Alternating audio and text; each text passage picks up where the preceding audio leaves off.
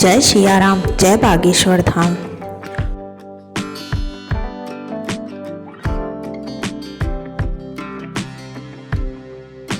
पूज्य महाराज श्री आज मध्य प्रदेश के जबलपुर की पावन धरा पर पहुँचे और वहाँ महाराज श्री का भव्य और दिव्य स्वागत हुआ। महाराज श्री से मिलने भक्तों की भीड़ उमड़ आई है। देखिए, महाराज श्री सारे भक्तों से मिल रहे हैं और उनको अपना आशीर्वाद दे रहे हैं।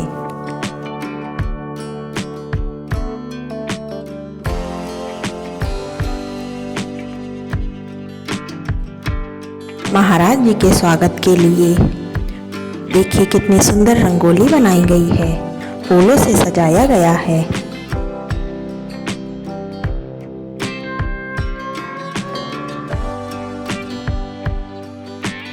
जय सियाराम, जय बागेश्वर धाम।